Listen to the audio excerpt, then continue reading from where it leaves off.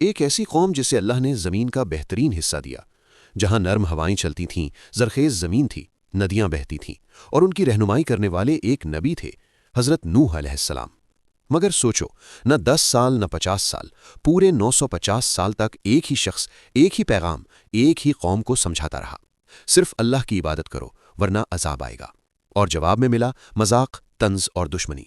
نوح، یہاں سے چلے جاؤ، ہم کسی اللہ کو نہیں مانتے۔ پھر ایک دن آسمان نے اپنے دروازے کھول دیے، زمین نے اپنے چھپائے ہوئے چشمے پھوڑ دیے، اور سب کچھ ایک گہرے طوفان میں ڈوب گیا۔ قوم نوح حضرت آدم علیہ السلام کے بعد انسانی تاریخ کی سب سے پرانی قوموں میں سے ایک تھی۔ زیادہ تر روایات کے مطابق یہ لوگ بابل یعنی آج کے عراق کے آس پاس رہتے تھے۔ زمین حسین، فصلیں بہترین، جسم طاقتور، قد لمبے اور مضبوط۔ یہ وہ لوگ تھے جن کے جسم آج کے لوگوں سے کہیں زیادہ طاقتور تھے۔ لیکن پھر ایک نئی فطرت پیدا ہوئی، شرک کا بیج اگنے لگا۔ قوم نوح کے پاس ہر چیز تھی، مگر سب سے بڑی نعمت توحید وہ بھول گئے۔ روایت میں آتا ہے کہ پہلے وہ جن لوگوں کو یاد کرتے تھے وہ نیک بندے تھے۔ لوگوں نے سوچا ان کی یاد قائم رکھنے کے لیے ان کی تصویریں بنا لیتے ہیں۔ بس تصویر سے تعظیم، تعظیم سے سجدہ، اور سجدے سے شرک شروع ہو گیا۔ اے ہمارے معبود، ہماری مشکل آسان کر دے، ہماری زندگی میں سکون دے دے۔ قرآن بتاتا ہے، اور انہوں نے کہا اپنے معبود ود، سوا، یاغوس، یاوق اور نصر کو ہرگز نہ چھوڑو۔ یہ پتھر بن چکے تھے، مگر ان کے دل پتھر سے بھی سخت ہو گئے تھے۔ میرا معبود زیادہ بہتر ہے، بکواس مت کرو، میرے معبود کی کرامت لاجواب ہے۔ اسی قوم کے حوالے سے کچھ روایات میں ایک اور عجیب ہستی کا ذکر ملتا ہے، اوج بن انق۔ اس کا ذکر قرآن میں نہیں، صرف بعض قدیم روایات میں ملتا ہے۔ کہا جاتا ہے کہ وہ بہت لمبے قد کا اور بے حد طاقتور تھا، اتنا کہ کبھی کبھی پہاڑوں کو قدم سے ہلا دے۔ لوگوں میں اس کے قصے مشہور تھے اور وہ قوم کے تکبر کی مثال بن گیا تھا۔ یہ روایت اصل میں ایک سبق تھی کہ جب قوم تکبر میں آتی ہے تو ان میں اوج بن انق جیسی سوچ پیدا ہو جاتی ہے۔ اسی اندھیرے میں اللہ نے اپنی روشنی بھیجی، حضرت نوح علیہ السلام۔ قرآن کہتا ہے، اور ہم نے نوح کو ان کی قوم کی طرف بھیجا، اور ان کا قیام اپنی قوم میں 950 سال رہا۔ وہ کہتے، میں تمہارے لیے اللہ کی طرف سے واضح ڈرانے والا ہوں، میرا پیغام تم تک واضح طور پر پہنچ چکا ہے۔ مگر لوگ انگلیاں کانوں میں ڈال لیتے، چادریں لپیٹ لیتے اور سختی سے کہتے، ہم تمہاری بات نہیں سنیں گے۔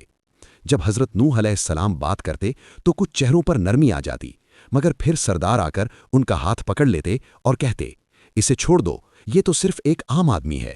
اگر اللہ کو کوئی پیغام بھیجنا ہوتا تو کسی امیر کے ذریعے بھیجتا۔ سوچو، 1-2 سال نہیں، پورے 950 سال کی دعوت، دن میں بھی، رات میں بھی، چھپ کر بھی، کھلے عام بھی، نرمی سے بھی، سختی سے بھی۔ حضرت نوح علیہ السلام کہتے، توبہ کرو، اللہ تم پر بارش برسائے گا، تمہیں مال دے گا، اولاد دے گا، باغات اگا دے گا اور تمہاری طاقت بڑھا دے گا۔ مگر جواب وہی مذاق، طنز اور دشمنی۔ آخر وہ وقت آ گیا جب یقین ہو گیا کہ یہ قوم اب نہیں بدلے گی۔ تب حضرت نوح علیہ السلام نے وہ دعا کی جو انسان کو آج بھی ہلا دیتی ہے، اے میرے رب، زمین پر کسی کافر کو زندہ نہ چھوڑ، یہ تیرے بندوں کو گمراہ کریں گے اور نافرمان اولاد پیدا کریں گے۔ پھر اللہ کا حکم نازل ہوا، ہماری نگرانی میں کشتی بناؤ اور ظالموں کے بارے میں مجھ سے بات نہ کرنا۔ حضرت نوح علیہ السلام کشتی بنانا شروع کر دیتے ہیں۔ سردار گزرتے ہوئے ہنستے اور کہتے، ریگستان میں کشتی؟ پانی کہاں سے آئے گا؟ کیا دیوانے ہو گئے ہو؟ مگر انہیں کیا معلوم، ہر کیل، ہر تختہ انہی کی تباہی کا آغاز تھا۔ کچھ روایات میں آتا ہے کہ جب حضرت نوح علیہ السلام کشتی بنا رہے تھے تو اوج بن انق کبھی کبھی اپنے لمبے قد کی وجہ سے ایسے کاموں میں مدد کر دیتا جو عام لوگ نہیں کر سکتے تھے۔ مگر یاد رہے، یہ باتیں صرف روایات میں ہیں، قرآن میں اس کا کوئی ذکر نہیں۔ روایات میں یہ بھی ملتا ہے کہ کشتی 3 منزلوں پر مشتمل تھی۔ پہلی منزل جانوروں کے لیے، دوسری منزل انسانوں کے لیے، تیسری منزل پرندوں اور ہلکے سامان کے لیے۔ قرآن میں ایک اہم نشانی آتی ہے، جب تنور ابلنے لگے تو ہر جانور کی نر اور مادہ جوڑی کو کشتی میں سوار کر لو، یعنی جانوروں کو تلاش کر کے لانا نہیں تھا، اللہ کے حکم سے وہ خود آ گئے۔ آخر ایک دن وہ نشانی ظاہر ہو گئی جس کا انتظار تھا۔ آسمان سیاہ بادلوں سے بھر گیا، گرم ہوا اچانک ٹھنڈی اور تیز ہو گئی۔ قوم کے سردار ہنستے ہوئے کہتے، کیا نوح کے تنور سے بھی پانی نکلے گا؟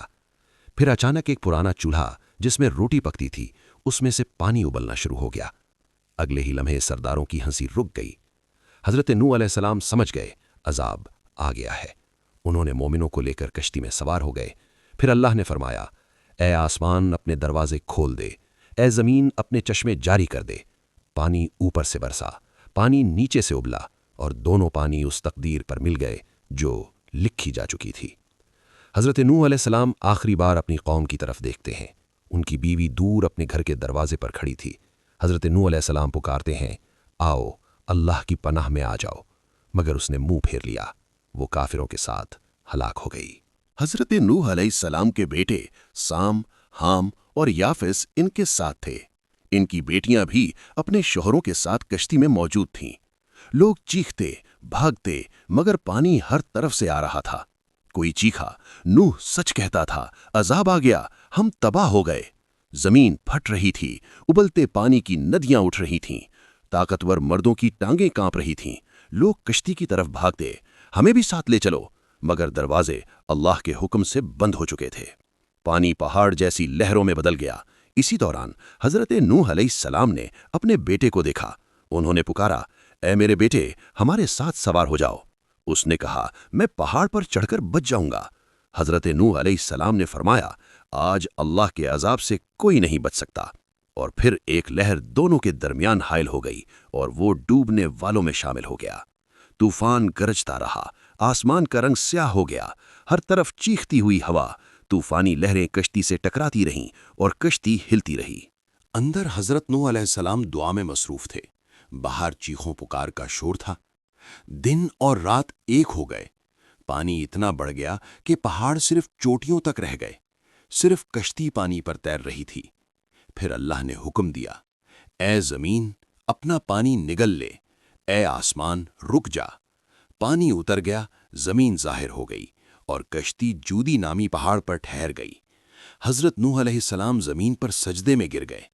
उनके साथ साम, हाम, याफिस, उनकी औलाद और चंद मोमिन ही बाकी बचे थे। यहीं से एक नए दौर का आगाज हुआ। कौम नूह समझती थी कि हम ताकतवर हैं, हमारे पास माल है, हम बच जाएंगे। मगर जब अल्लाह का हुक्म आता है तो ना माल काम आता है ना बुत। आज हमारे बुत क्या हैं? लोग क्या कहेंगे? Social media, बेहयाई। उस वक्त कश्ती बच गई थी। आज हमारी कश्ती तौबा, नमाज, कुरान और सुन्नत है। कमेंट में लिखें आपने इस वाक़े से क्या सबक सीखा, और चैनल को सब्सक्राइब करना मत भूलें।